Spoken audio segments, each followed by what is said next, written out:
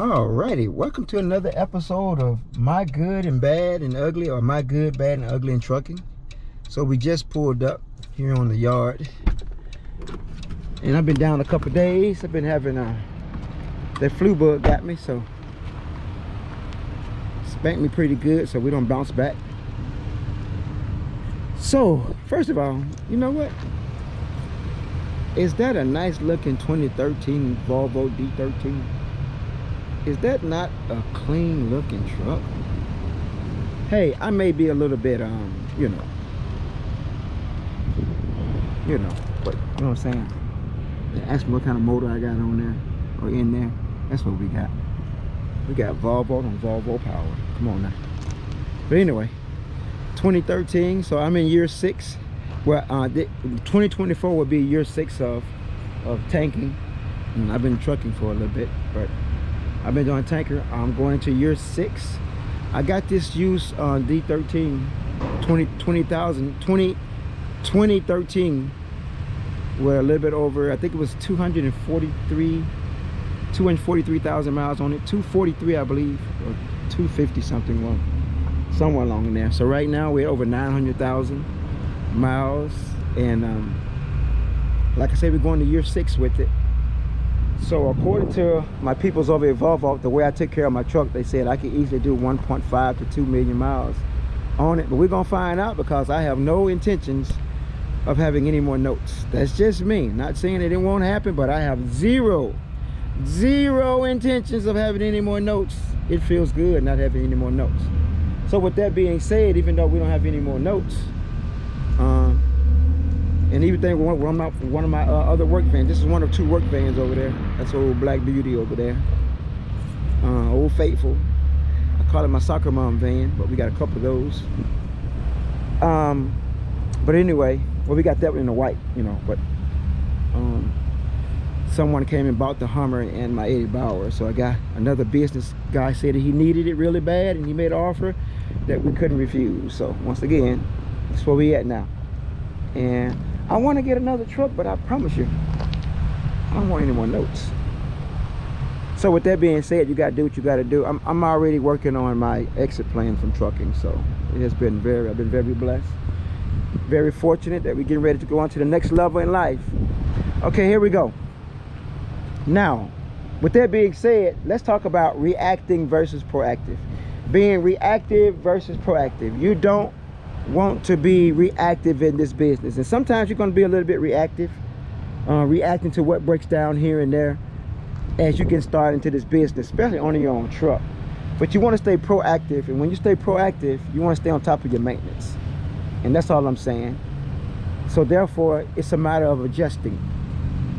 So when it comes to this trucking, this is only for the new persons, the new peoples, the new entrepreneurs that's getting into trucking, or any kind of business that deals with any kind of mechanics, whether it's a pickup truck, a van, a car, a motorcycle, motor scooter, 4-wheeler, whatever it is that you're using as a source of income. You got to stay on top of your maintenance as much as possible. You need to know what you don't know, and the only way you're going to know that is you got to ask a lot of questions. So I go to Volvo, and I'm always asking questions about what's going on with these trucks. I go on YouTube and find out what's going on with this and what parts you can't get in. And it took me a while to get to this point that I stay on top of extra parts. And I just got an oil change the other day, and they actually put too much oil in my truck. So I had them to drain it out and bring it down to factory specs or a little below. We don't want to go over, because we're not leaking oil or spilling any oil or losing any oil, so we don't want to start that. So let's go. She's been sitting up for a few days. We're gonna go ahead and start her up, and I'm gonna go put some new tires on that I've been talking about for a minute. So you can see my truck is just a work truck, nothing spectacular about it, real simple, just a work truck. Bed, fans, my grandmama fans. I'm gonna take that seat out here this summer. I'm taking that seat out and taking some of his other stuff out of here. I'm gonna put some nice speakers in here. Nothing too fancy, just something simple. Let's go ahead and start her up here.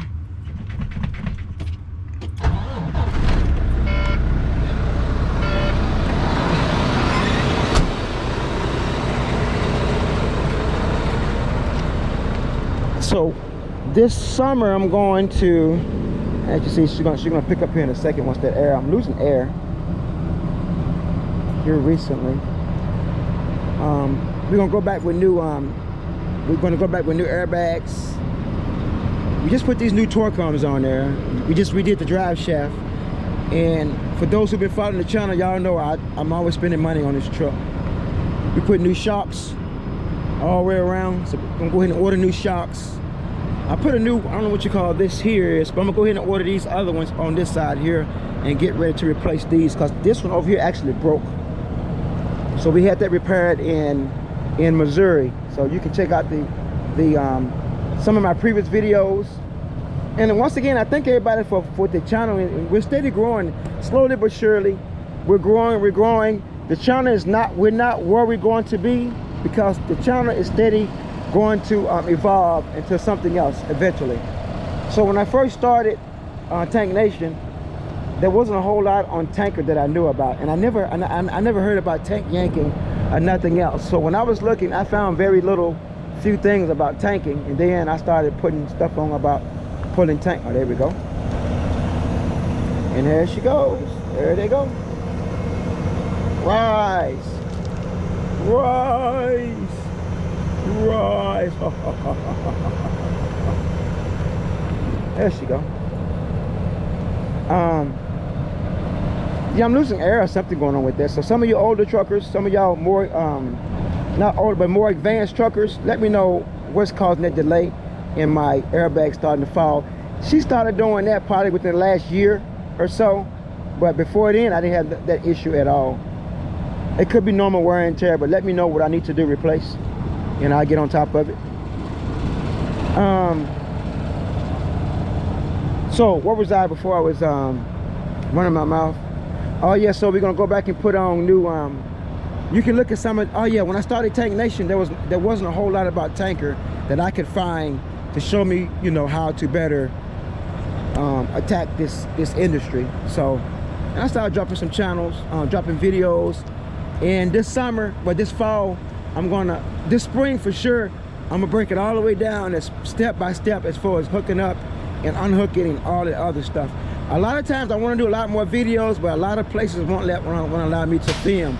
So the places that do allow me to film, right there on site, I'll go ahead and film. I don't make it too obvious that I'm filming, but I do get permission, so that, you know, in case someone who don't know that I have permission, you know, you always got that person that's on the job that they do too much and be like, why you doing this? And I got this. So I just keep it real, you know, keep it real nimble, keep it nice and tight. But once again, we was talking about staying on top of your maintenance. So I try to not be reactive. I stay away from being reactive. I stay proactive. Now, do things break down? Absolutely. But I try to be prepared. With that being said, I got extra gaskets for the outside hub. I got extra wheel seals on the inside. I have the pop-off valve for the air compressor. I got that. I just picked up, what else we got inside there? Of course, you know, fuses, stuff like that is, you know, that you're gonna have those to go out. I just picked up these the other day. I heard someone talk, excuse the van's a little messy, so excuse the messiness in here. So I heard Volvo was saying that they was having issues out of the new trucks with the here they go right here with the, can you see it? It's not saying what the name of it. I want to make sure I call it the right name. Well, I don't think the ticket is in here. But the belt tensioners that keeps the hold up, I may have the bill in here. Hold up, I may have the bill in here. Wait one.